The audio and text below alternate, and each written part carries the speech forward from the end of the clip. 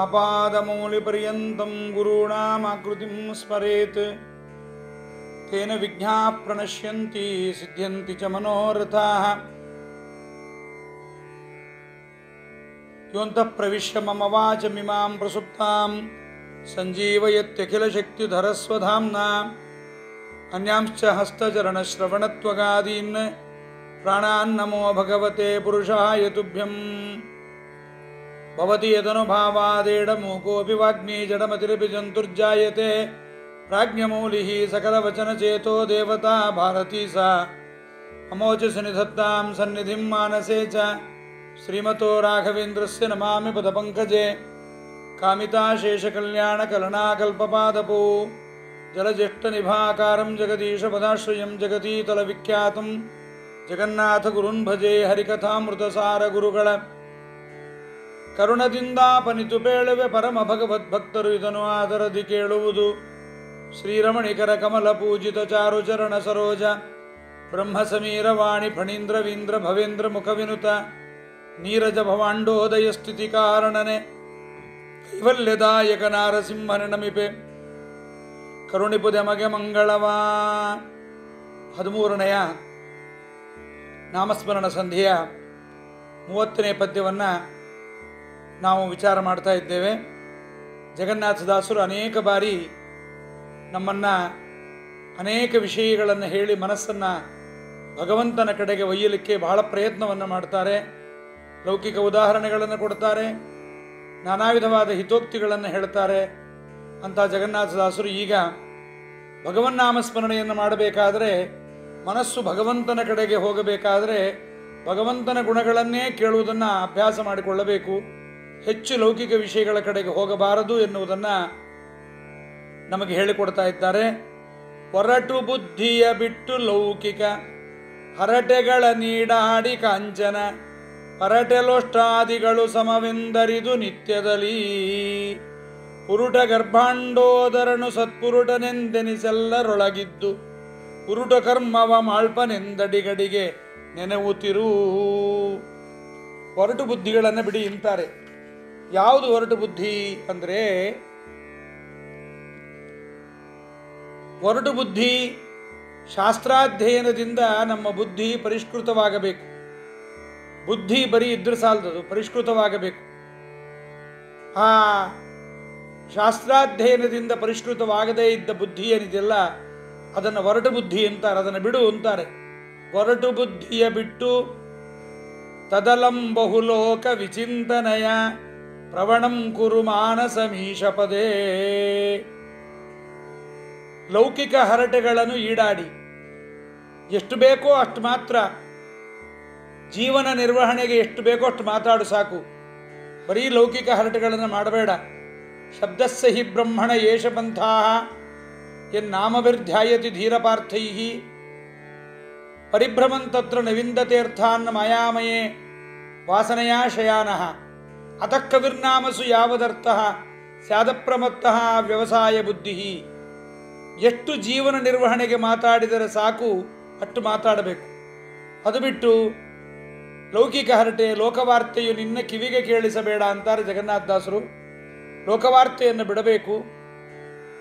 ಅದರ ಜೊತೆಗೆ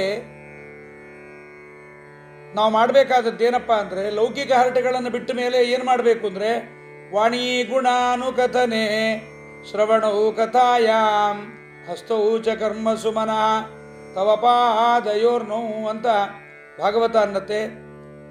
ವಾಣಿ ಗುಣಾನುಕಥನೆ, ಬಾಯಿ ಭಗವಂತನ ಗುಣವನ್ನೇ ಹೇಳಬೇಕು, ಬಿಟ್ಟು ಬೇರೆ ಒಂದನ್ನು ಹೇಳಬಾರದು. ಆದ್ದರಿಂದ ಹೊರಟು ಬುದ್ಧಿಯ ಬಿಟ್ಟು ಲೌಕಿಕ ಹರಟೆಗಳನ್ನು ಈಡಾಡಿ. ದೇವರ ನಾಮಸ್ಮರಣೆ ಮಾಡದೇ ಇದ್ದ ನಾಲಿಗೆ ಅದು ಕಪ್ಪೆಯ ಒಟಗುಟ್ಟುವಿಕೆ ಅನ್ನತ್ತೆ ಭಾಗವತ. ಜಿಹ್ವಾಸತಿ ದಾರ್ದುರಿಕೇವ ಸೂತ. ದೇವರ ಗುಣಗಾನ ಮಾಡದೇ ಇದ್ದ ನಾಲಿಗೆ ಅದು ಕಪ್ಪೆಯ ಒಟಗುಟ್ಟುವಿಕೆ, ದಾರ್ದುರಿಕೇವ ಸೂತ. ಮತ್ತೆ ಅಂಬರೀಷ ರಾಜ ಕೂಡ ಸ್ತುತೌಚ ವಾಕ್, ತನ್ನ ಮಾತನ್ನು ಯಾವಾಗಲೂ ಭಗವಂತನ ಗುಣಗಾನದಲ್ಲೇ ಕಳೀತಾ ಇದ್ದ. ಆದ್ದರಿಂದ ಸಾವಾಗನಂತಸ್ಯ ಗುಣಾನ್ ಗೃಣೀತೆ ಅಂತೆಲ್ಲ ಭಗವಂತನ ಗುಣಗಾನವನ್ನು ಮಾಡುವುದರಲ್ಲೇ ನಮ್ಮ ಕೆಲಸ ಇರಬೇಕು ಹೊರತು, ಯಾಕೆಂದರೆ ನಮಗೆ ಮಾತು ಕೊಟ್ಟವನೇ ಅವನು. ಜಗತ್ತಿನಲ್ಲಿ ಮಾತು ಬರದೇ ಇದ್ದವರು, ಕಿವಿ ಇಲ್ಲದೆ ಇದ್ದವರು, ಕಣ್ಣಿಲ್ಲದೆ ಇದ್ದವರು, ಕಾಲಿಲ್ಲದೆ ಇದ್ದವರು, ಮನಸ್ಸಿಲ್ಲದೆ ಮೂರ್ಖರಾದವರನ್ನೆಲ್ಲ ನೋಡ್ತೀವಿ. ಇದೆಲ್ಲವನ್ನ ದೇವರು ಒದಗಿಸಿಕೊಟ್ಟಿದ್ದಾನೆ ಎಂದ ಮೇಲೆ ನಾವು ಅದನ್ನೆಷ್ಟು ಚೆನ್ನಾಗಿ ಕಾಪಾಡಿಕೊಂಡು ಅವನ ಪರವಾಗಿ ನಾವಿರಬೇಕು ಅನ್ನೋದನ್ನು ಅರ್ಥ ಮಾಡಿಕೊಳ್ಳಬೇಕು. ಆದ್ದರಿಂದ ಲೋಕವಾರ್ತೆಗಳನ್ನು ಬಿಟ್ಟು ಮತ್ತೊಂದು ಮಾಡಬೇಕಂತೆ. ಹರಿನಾಮಸ್ಮರಣೆಯನ್ನು ಮಾಡೋನಿಗೆ ನಿಷ್ಕಾಮ ಕರ್ಮ ಇರಬೇಕು, ಅತಿ ಆಸೆಯನ್ನು ಮಾಡಬಾರದು. ಕಾಂಚನ ಪರಟೆ ಲೋಷ್ಟಾದಿಗಳು ಸಮವೆಂದರಿದು. ಸಮಲೋಷ್ಟಾಶ್ಮ ಕಾಂಚನ ಅಂತ ಗೀತೆಯಲ್ಲಿ ಭಗವಂತ ಹೇಳ್ತಾನೆ. ಅವನು ಬಂಗಾರಕ್ಕೂ ತೆಂಗಿನ ಚಿಪ್ಪಿನ ಮಣ್ಣು ಹೆಂಟೆಗಳಿಗೂ ವ್ಯತ್ಯಾಸವಿಲ್ಲ ಅಂತ. ಜ್ಞಾನ ಸಾಧನೆಯಲ್ಲಿ ಮುಮುಕ್ಷುವಿಗೆ ಇದು ಉಪಯೋಗವಾಗೋದಿಲ್ಲ ಎಂಬುದಾಗಿ ತಿಳಿದು ಕೇವಲ ಧನಾರ್ಜನೆಯಲ್ಲಿ ಕಾಲವ್ಯಯವನ್ನು ಮಾಡಬೇಡ. ವಿದ್ವಾನ್ ಅಪೀತ್ಥಂ ಧನುಜಾಕ್ ಕುಟುಂಬಂ ಪುಷ್ಟನ್ ಸ್ವಲೋಕಾಯ. ಪಂಡಿತನಾಗಿರ್ತಾನೆ, ಶಾಸ್ತ್ರ ಓದಿರ್ತಾನೆ, ಆದರೂ ಧನಾರ್ಜನೆಯನ್ನು ಬಿಡುವುದಿಲ್ಲ, ಪರಮಾತ್ಮನ ವಿಷಯಕವಾದ ಚಿಂತನೆ ಮಾಡೋದಿಲ್ಲ. ಆದ್ದರಿಂದ ಈ ಜಗನ್ನಾಥದಾಸರಂತಾರೆ, ಹರಿನಾಮಸ್ಮರಣೆ ಮಾಡೋನಿಗೆ ದುಡ್ಡಿನ ಸಂಪಾದನೆಯ ಕಡೆಗೆ ಬಿಟ್ಟು ಕಾಂಚನ ಪರಡ ಲೋಷ್ಟಾದಿಗಳು, ತೆಂಗಿನ ಚಿಪ್ಪು, ಮಣ್ಣಿನ ಹೆಂಟೆ ಹೇಗೆ ಅದು ನಮಗೇನು ಪ್ರಯೋಜನ ಇಲ್ಲವೋ ಹಾಗೆ ಬಂಗಾರವೂ ಪ್ರಯೋಜನವಿಲ್ಲ, ದುಡ್ಡು ಪ್ರಯೋಜನವಿಲ್ಲ ಅಂತ ಭಗವಂತನ ಚಿಂತನೆಯಲ್ಲಿರಬೇಕು ಎಂಬುದನ್ನು ಹೇಳ್ತಾ, ಮತ್ತು ದೇವರು ಎಂಥವನಿದ್ದಾನೆ ಅದನ್ನು ತಿಳ್ಕೊ. ಪುರುಟ ಗರ್ಭಾಂಡೋದರನು ಸತ್ಪುರುಟನೆಂದೆನಿಸಿ. ಪುರುಟ ಗರ್ಭಾಂಡೋದರನು ಅಂದರೆ ಬ್ರಹ್ಮಾಂಡ ಪರಮಾತ್ಮನ ಉದರದಲ್ಲಿದೆ, ಅವನು ಪುರುಟ ಗರ್ಭಾಂಡೋದರ, ಅವನು ಚೊಕ್ಕ ಬಂಗಾರವಾಗಿದ್ದಾನೆ. ಭಗವಂತ ಶ್ರೇಷ್ಠವಾಗಿರತಕ್ಕಂಥ ಹಿರಣ್ಮಯೇನ ಪಾತ್ರೇಣ, ಅವನು ಬಂಗಾರದಂತೆ ಇದ್ದಾನೆ ಭಗವಂತ. ಅವನ ಬ್ರಹ್ಮಾಂಡ ಅವನೊಳಗಿದೆ, ಬ್ರಹ್ಮಾಂಡದೊಳಗೆ ಅವನೇ ಇದ್ದರೂ ಬ್ರಹ್ಮಾಂಡದ ಸಂಬಂಧ ಭಗವಂತನಿಗಿಲ್ಲ. ಬ್ರಹ್ಮಾಂಡದಲ್ಲಿ ಜನರಿಗಾಗುವ ಸುಖ ದುಃಖಾದಿ ಲೇಷಾದಿಗಳು ಅವನಿಗಿಲ್ಲ. ಚೊಕ್ಕ ಬಂಗಾರದಂತೆ ಜ್ಞಾನಂದಮಯನಾಗಿದ್ದಾನೆ. ಅದಕ್ಕೆ ಜಗನ್ನಾಥದಾಸರು ಹಿಂದೆ ಹೇಳಿದರು, ಮೂವರೊಳಗಿದ್ದರೂ ಸರಿಯೇ ಸುಖ ನೋವುಗಳು ಸಂಬಂಧವಾಗವು ಪಾವನಕ್ಕೆ ಪಾವನ ಅಂತ ನಾಮಸ್ಮರಣೆಯಲ್ಲಿದು ಕೂಡ ಅತ್ಯಂತ ಅವಶ್ಯಕ. ಮತ್ತು ಭಗವಂತ ಏನು ಮಾಡ್ತಾನೆ ಅಂದರೆ, ಎಲ್ಲರೊಳಿದ್ದು ಉರುಟು ಕರ್ಮವ ಮಾಳ್ಪನು.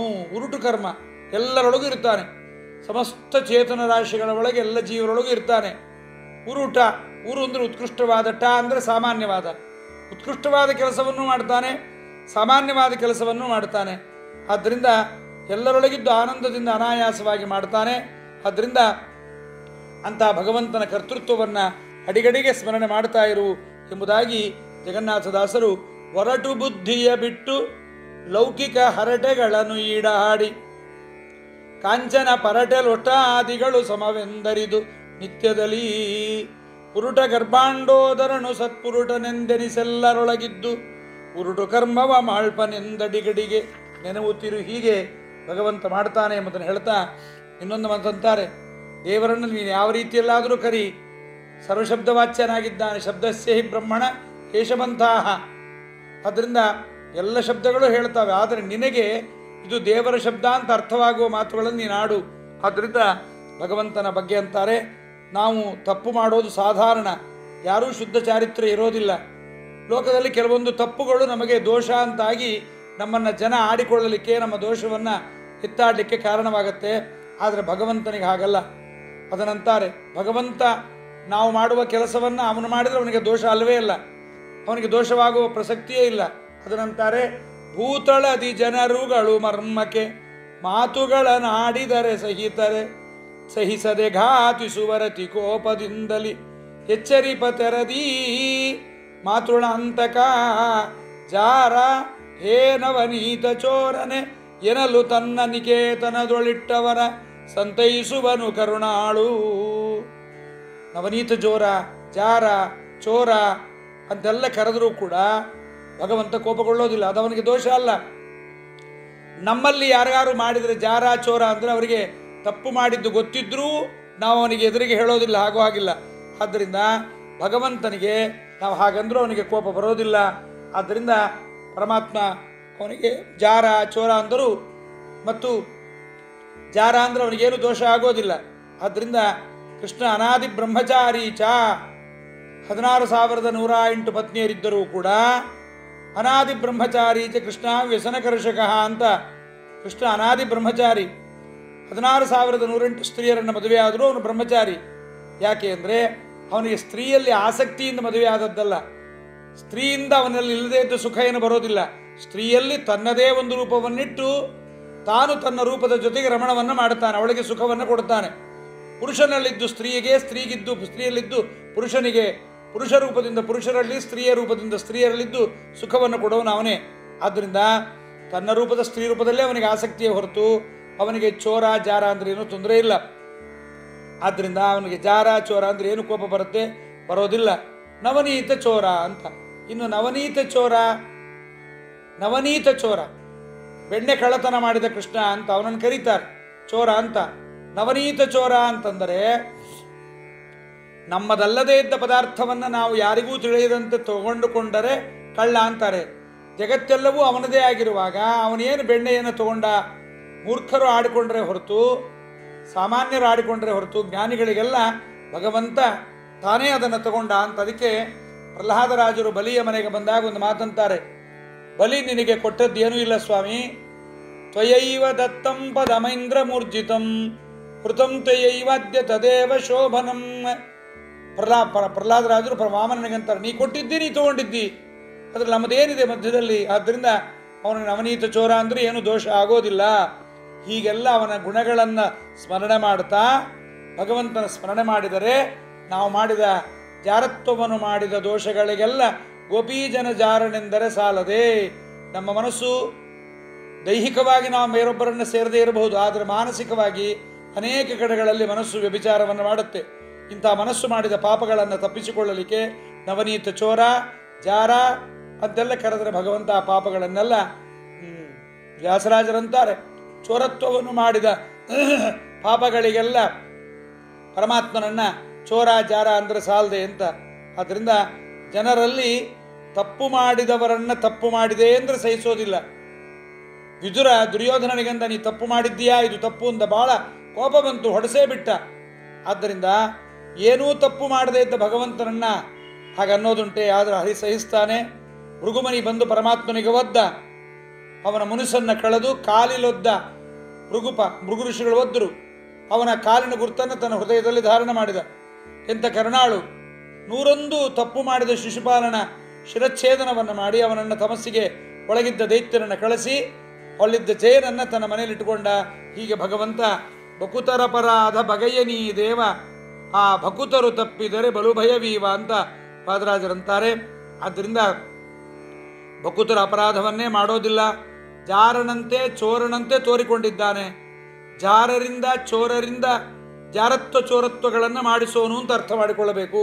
ಜಾರರಲ್ಲಿದ್ದು ಜಾರತ್ವವನ್ನು, ಚೋರರಲ್ಲಿದ್ದು ಚೋರತ್ವವನ್ನು ಭಗವಂತ ಮಾಡಿಸ್ತಾನೆ ಹೊರತು ಭಗವಂತನಿಗೆ ಜಾರತ್ವ ಚೋರತ್ವ ಇಲ್ಲ ಅಂತ. ಅದು ಅಪರಾಧವೇ ಅಲ್ಲ, ಅದು ಸ್ತೋತ್ರ ಅಂತ ನಿಂದೆಯೇ ಅಲ್ಲ. ಈ ಹರಿಯ ರಹಸ್ಯವನ್ನು ಪರಮಾತ್ಮ ತಿಳಿದವನಾದ್ದರಿಂದ ಅವನಿಗೆ ಅದೇನು ದೋಷ ಆಗೋದಿಲ್ಲ. ಹಾಗಂದವರನ್ನು ತನ್ನ ಮನೆಯೊಳಗಿಟ್ಟು ವೈಕುಂಠ ಲೋಕದೊಳಗಿಟ್ಟು ಅನುಗ್ರಹವನ್ನು ಮಾಡುತ್ತಾನೆ. ಅದರಿಂದ ತಿಳಿಯದೇ ಇದ್ದವರು ಹಸನೆಯಿಂದ ಸಾಧಿಸ್ತಾರೆ. ಹರಿ ಸರ್ವಜ್ಞ ಸರ್ವಕರ್ತ. ಭಕ್ತರೊಳಗೆ ಅವನೇ ಪ್ರೀತಿಯಿಂದ ಅವರಲ್ಲಿ ಹರಿ ಜಾರನಲ್ಲ ಚೋರನಲ್ಲ ಎಂಬತಕ್ಕಂಥ ಬುದ್ಧಿಯನ್ನು ವ್ಯಕ್ತ ಮಾಡಿ ಆ ಅರ್ಥ ಬರುವಂತೆ ಜಾರ ಚೋರ ಎಂಬತಕ್ಕಂಥ ನಿಂದೆ ಶಬ್ದಗಳನ್ನು ಭಗವಂತನೇ ನುಡಿಸಿರ್ತಾನೆ ಎಂದ ಮೇಲೆ ಇಲ್ಲಿ ಅಸಹನೆ ಭಗವಂತನಿಗೆ ಬರೋದಿಲ್ಲ. ಅವರು ಮಾಡುವ ಸ್ತೋತ್ರಗಳಿಗೆ ಒಲಿದು ಭಗವಂತ ಅನುಗ್ರಹ ಮಾಡುತ್ತಾನೆ ಎಂಬುದನ್ನು ನಾವು ಕೇಳಬಹುದು. ಭಾಗವತದಲ್ಲಿ ಪರೀಕ್ಷಿತರಾಜರು ಕೇಳುತ್ತಾರೆ, ಧರ್ಮಸ್ಥಾಪನೆ ಮಾಡಲಿಕ್ಕೆ ಬಂದ ಭಗವಂತ ಹೀಗೆಲ್ಲ ಅನೇಕ ಸ್ತ್ರೀಯರ ಜೊತೆಗೆ ವ್ಯವಹಾರ ಮಾಡಿದ ಅಂತ. ಆದರೆ ಪರಮಾತ್ಮ ಯಾವ್ಯಾವ ಸ್ತ್ರೀಯರು ತನ್ನ ಬಳಿಗೆ ರಾಸೋತ್ಸವಕ್ಕೆ ಬಂದಿದ್ದರೂ ಅವರ ಬಳಿಯಲ್ಲೆಲ್ಲ ತಾನೇ ರಾತ್ರಿ ಹೆಣ್ಣಾಗಿ ಮಲಗಿದ್ದ. ಹೆಣ್ಣಾಗಿ ಹೆಣ್ಣಿನಲ್ಲಿದ್ದ ಸುಖವನ್ನು ಗಂಡಿಗೆ, ಗಂಡಿನಲ್ಲಿದ್ದು ಗಂಡಿನ ಸುಖವನ್ನು ಸ್ತ್ರೀಗೆ, ಹೀಗೆ ಎರಡೂ ಕಡೆಯಿಂದ ಕೊಡುವ ಭಗವಂತನಿಗೆ ಜಾರತ್ವ ಚೋರತ್ವ ಯಾವುದೂ ಕೂಡೋದಿಲ್ಲ. ಹೀಗಂದರೂ ಕೂಡ ಲೋಕದಲ್ಲಿದು ಪರಮಘಾತಕ ಮಾತವಾದರೂ ಭಗವಂತ ಅದನ್ನು ಆಡಿದವರನ್ನ ತನ್ನ ನಿಕೇತನದೊಳಿಟ್ಟವರ ಸಂತೈಸುವನು ಕರುಣಾಳು. ಹೀಗೆ ಗೋಪಸ್ತ್ರೀ ಭಗವಂತ ಇದೆಲ್ಲವನ್ನು ಮಾಡಿದ್ದಾನೆ. ಹಾಗೆ ಹೇಳಿದರೂ ಕೂಡ ಭಗವಂತ ತನ್ನ ಮನೆಯಲ್ಲಿಟ್ಟು ಅನುಗ್ರಹ ಮಾಡ್ತಾನೆ ಅಂತ ಜಗನ್ನಾಥದಾಸರು ಭಗವಂತನಿಗೆ ಹೇಳ್ತಾ ಕೊನೆಗೆ ಹರಿಕಥಾಮೃತ ಸಾರದ 2 ಈ ಪದ್ಯಗಳಿಂದ ದಾಸರು ನಮಗೆ ಎಚ್ಚರಿಸ್ತಾ ಇದ್ದಾರೆ. ಇಂಥ ಒಳ್ಳೆಯ ಶ್ರೇಷ್ಠವಾದ ರಹಸ್ಯವನ್ನು ನಾನು ನಿಮಗೆ ಹೇಳಿದ್ದೀನಿ. ಇದನ್ನು ಕಂಡ ಕಡೆಯಲ್ಲಿ ಕಂಡವರ ಮುಂದೆ ಯಾರಿಗೂ ಇದನ್ನು ಬಿಚ್ಚಿ ಕೊಡಬೇಡ್ರಿ. ಹರಿನಾಮ ಸ್ಮರಣೆಯ ಬಗ್ಗೆ ಈ ರಹಸ್ಯವನ್ನು ಉಪಾಸನೆ ಇದು ಅಯೋಗ್ಯರಿಗೆ ಹೇಳಬೇಡ್ರಿ ಅಂತ ಹೇಳ್ತಾ ಮತ್ತೊಂದು ಕಡೆ ಅಂತಾರೆ ಜಗನ್ನಾಥದಾಸರು, ನೀವು ತಿಳ್ಕೊಂಡವರು ಅಹಂಕಾರಕ್ಕೊಳಗಾಗಬೇಡ್ರಿ. ತಿಳಿವು ತೀಪರಿ ಮಲಿನನಂತಿರು ದುರ್ಜನರ ಕಂಗಳಿಗೆ ಗೋಚರಿಸದೆ ವಿಪಶ್ಚಿತರೊಡನೆ ಗರ್ವಿಸದೆ ಅಂತ ಅಲ್ಲಿ ಒಂದು ಮಾತನ್ನು ಹೇಳ್ತಾರೆ. ತಿಳಿದು ಅಹಂಕಾರಕ್ಕೊಳಗಾಗಬೇಡ, ಕೊಟ್ಟ ವಿದ್ಯೆಯನ್ನು ಕಂಡವರಿಗೆ ಹೇಳಬೇಡ ಅಂತ. ಹರಿಕಥಾಮೃತ ಸಾರವಿದು ಸಂತರು ಸದಾ ಚಿತ್ತೈಸುವುದು ನಿಷ್ಠುರಿಗಳಿಗೆ ಪಿಶುನರಿಗ ಯೋಗ್ಯರಿಗಿದನು ಪೇಳದಲೇ ನಿರುತ ಸದ್ಭಕ್ತಿಯಲಿ ಭಗವಚ್ಚರಿತೆಗಳ ಕೊಂಡಾಡಿ ಹಿಗ್ಗುವ ಪರಮ ಭಗವದ್ದಾಸರಿಗೆ ತಿಳಿಸುವುದು ಈ ರಹಸ್ಯ. ಎಲ್ಲ ವೇದಗಳು ಹಾಗೆ ಹೇಳುತ್ತೆ. ನನ್ನನ್ನು ಕಂಡವರ ಮುಂದೆ ಬಿಚ್ಚಿಡಬೇಡ, ಕಂಡವರಿಗೆ ಹೇಳಬೇಡ. ಅನಾರ್ಯ ಕಾಯಾನ್ ರುಜವೇ ಶಠಾಯ ಮಾಸ್ಯ ಬ್ರೂಯಾ ದ್ರುಜವೇ ಬ್ರೂಹಿ ನಿತ್ಯಂ ಅಂತ. ಇದು ಹರಿಕಥಾಮೃತ ಸಾರ. ಇದು ಭಗವಂತನ ವಿಚಾರ ಎಂಬುದನ್ನು ಮನಸ್ಸಿಗೆ ತಂದುಕೊಳ್ಳಬೇಕು. ನಿಷ್ಠುರಿಗಳಿಗೆ, ಜಾಡಿಕೋರರಿಗೆ, ಅಯೋಗ್ಯ ಜನರಿಗೆ ಉಪದೇಶವನ್ನು ಮಾಡಬಾರದು. ಭಕ್ತಿಯಿಂದ ಭಗವಂತನ ಚರಿತ್ರೆಗಳನ್ನು ಯಾರು ಶ್ರದ್ಧಾಭಕ್ತಿಯಿಂದ ಕೇಳ್ತಾರಂತ ಪರಮ ಭಗವದ್ಭಕ್ತರಿಗೆ ಈ ರಹಸ್ಯವನ್ನು ತಿಳಿಸಬೇಕು ಅಂತ ಇದು ವಿಚಾರ. ಗುರುಗಳ ಬಳಿಗೆ ಶಾಸ್ತ್ರಾಧ್ಯಯನವನ್ನು ಮಾಡಲಿಕ್ಕೆ ಶಿಷ್ಯರು ಬರ್ತಾರೆ. ಗುರುಗಳು ಅಂತಾರೆ, ಆಮಾಯಂತು ಬ್ರಹ್ಮಚಾರಿಣ ಸ್ವಾಹ, ವಿಮಾಯಂತು ಬ್ರಹ್ಮಚಾರಿಣ ಸ್ವಾಹ, ಪ್ರಮಾಯಂತು ಬ್ರಹ್ಮಚಾರಿಣ ಸ್ವಾಹ ಅಂತ ಗುರುಗಳು ಕರೀತಾರೆ. ಒಳ್ಳೊಳ್ಳೆ ಶಿಷ್ಯರು ಯೋಗ್ಯರಾದವರು ಬರಲಿ ಅಂತ. ಬಂದವರಿಗೆ ವಿದ್ಯಾಭ್ಯಾಸವನ್ನು ಹೇಳಬೇಕು. ಎಲ್ಲರಿಗೂ ಶಾಸ್ತ್ರವನ್ನು ಕಳಿಸೋದು ದೊಡ್ಡ ಕಾರ್ಯ, ಪುಣ್ಯ ಕಾರ್ಯ. ಆದರೆ ಆಧುನಿಕ ವಿದ್ಯಾಭ್ಯಾಸ ಪದ್ಧತಿಯಲ್ಲಿ ಪಾಠಶಾಲೆಗೆ ಯಾರು ಬೇಕಾದ್ರೂ ಬಂದು ಸೇರಿಸ್ಬೋದು. ನಮ್ಮ ಹಿಂದಿನ ಗುರುಕುಲ ಪದ್ಧತಿಯಲ್ಲಿ ಹಾಗಿರಲಿಲ್ಲ. ಎಲ್ಲರಿಗೂ ಅವಕಾಶವನ್ನು ಕೊಡ್ತಿರಲಿಲ್ಲ. ಯಾರು ಬರ್ತಾರೆ ಅವರ ಯೋಗ್ಯತೆಯನ್ನು ಪರೀಕ್ಷೆ ಮಾಡ್ತಾ ಇದ್ರು. ಶಿಷ್ಯರು ಗುರುಗಳ ಯೋಗ್ಯತೆಯನ್ನು ಪರೀಕ್ಷೆ ಮಾಡಿ ಪಾಠವನ್ನು ಕಲಿತಾ ಇದ್ರು. ಸತ್ಯಕಾಮ ಎಂಬತಕ್ಕಂಥವನು ಗುರುವಿನಲ್ಲಿ ಶಾಸ್ತ್ರ ಕಲಿಯಬೇಕು ಅಂತ ಬಂದ. ಉಪಕೋಸಲ ಎಂಬತಕ್ಕಂಥವನು ಬಂದ. ಆದರೆ ಸತ್ಯಕಾಮ ಉಪಕೋಸಲ ಎಂಬತಕ್ಕಂಥ ವಿದ್ಯಾರ್ಥಿಗೆ ಶಿಕ್ಷಣವನ್ನು ಕೊಡಲಿಲ್ಲ. 12 ವರ್ಷಗಳ ಕಾಲ ಉಪಕೋಸಲ ಕಷ್ಟಪಟ್ಟ, ಕೊಡಲಿಲ್ಲ. ಕೊನೆಗೆ ಅಗ್ನಿಯೇ ಒಲಿದು ಅವನಿಗೆ ವಿದ್ಯಾಭ್ಯಾಸವನ್ನು ಕೊಟ್ಟ. ಗುರು ಸತ್ಯಕಾಮರು ಕೊನೆಗೆ ಅವನಿಗೂ ವಿದ್ಯಾಭ್ಯಾಸವನ್ನು ಕೊಟ್ಟಿದ್ದಾರೆ.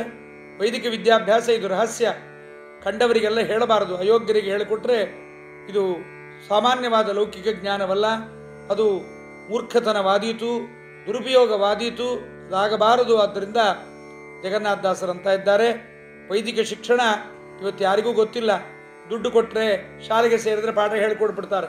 ಆದರೆ ನಮ್ಮದು ಅತ್ಯಂತ ರಹಸ್ಯಮಯವಾದದ್ದು.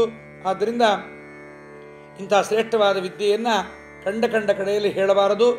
ವೈದಿಕರದು ಸಂಕುಚಿತ ಭಾವನೆ ಅಲ್ಲ. ಬ್ರಹ್ಮಸೂತ್ರದ ಅನಾವಿಷ್ಕಾರಣಾಧಿಕರಣದಲ್ಲಿ ತಾವಿದನ್ನು ಹೇಳಿದ್ದಾರೆ. ವಿದ್ಯಾದೇವತೆ ಸಾಕ್ಷಾತ್ತಾಗಿ ವಾಯುದೇವರಲ್ಲಿ ಪ್ರಾರ್ಥನೆ ಮಾಡುತ್ತಾಳೆ. ದೈವದ್ರೋಹಿಗಳು, ಭೋಗಾಸಕ್ತರು, ಶಾಸ್ತ್ರ ರಹಸ್ಯವನ್ನು ಕದಿಯತಕ್ಕಂಥ ಕಳ್ಳರಿರ್ತಾರೆ, ಅವ್ರಿಗೆ ನನ್ನನ್ನು ಉಪದೇಶ ಮಾಡಬೇಡ. ವಿದ್ಯಾ ಎಂಬತಕ್ಕಂಥದ್ದು ಸಜ್ಜನರಿಗೆ ದೊಡ್ಡ ನಿಧಿ. ಅದು ಇಂಥ ಕಳ್ಳರ ಕೈಗೆ ಸಿಗದಂತೆ ನೋಡಿಕೋ. ಲೋಕ ಕಲ್ಯಾಣೇಚ್ಛುಗಳಿಗೆ ಆಹ್ವಾನ ಮಾಡಿ ಅವರಿಗೆ ಆ ವಿದ್ಯೆಯನ್ನು ನೀಡು ಅಂತ. ಇದನ್ನೇ ದಾಸರಾಯರು ಈ ರೀತಿಯಾಗಿ ಹರಿಕಥಾಮೃತ ಸಾರವಿದು ಸಂತರು ಸದಾ ಚಿತ್ತೈಸುವುದು ನಿಷ್ಠುರಿಗಳಿಗೆ ಪಿಶುನರಿಗ ಯೋಗ್ಯರಿಗಿದನು ಪೇಳದಲೇ. ಕಪಿಲಗೀತೆಯಲ್ಲಿ ತಾಯಿಗೆ ಬೇಕಾದಷ್ಟು ಉಪದೇಶವನ್ನು ಮಾಡಿದ ಪರಮಾತ್ಮ ನೈವ ಧರ್ಮಧ್ವಜಾಯ ಚ ನಷಠಾಯ ನಖಲಾಯ ಅಂತೆಲ್ಲ ಅನೇಕ ವಿಚಾರಗಳನ್ನು ಹೇಳಿದ. ಕಂಡವರಿಗೆ ಕೊಡಬಾರದಮ್ಮ. ಲೋಕವಾರ್ತೆ ಇದಲ್ಲ, ಪರಲೋಕೈಕನಾಥನ ವಾರ್ತೆ ಕೇಳುವಡೆ ಕಾಕು ಮನುಜರಿಗಿದು ಸೊಗೈಸದು ಅಂತ ಜಗನ್ನಾಥದಾಸರೆಂತಾರೆ. ಪರಮತತ್ವ ರಹಸ್ಯವಿದು ಭೂಸುರರು ಸಾದರದಿ ಕೇಳುವುದು.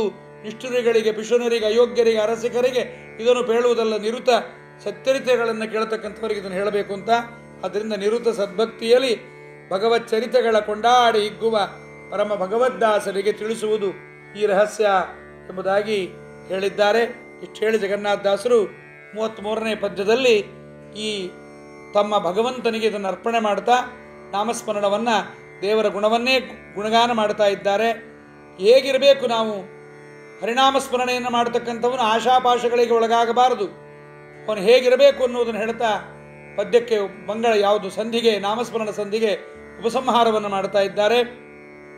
ಸತ್ಯ ಸಂಕಲ್ಪನು ಸದಾ ಏನಿತ್ತುದೇ ಪುರುಷಾರ್ಥವೆಂದರಿದತ್ಯಧಿಕ ಸಂತೋಷದಲ್ಲಿ ನೆನೆವುತ್ತ ಭುಂಜಿಪುದು ನಿತ್ಯ ಸುಖ ಸಂಪೂರ್ಣ ಪರಮ ಸುರುತ್ತಮ ಜಗನ್ನಾಥ ವಿಠಲ ಬತ್ತಿಸಿ ಭವಾಂಬುಧಿಯ ಚಿತ್ಸುಕ ವ್ಯಕ್ತಿ ಕೊಡುತ್ತಿಪ್ಪ.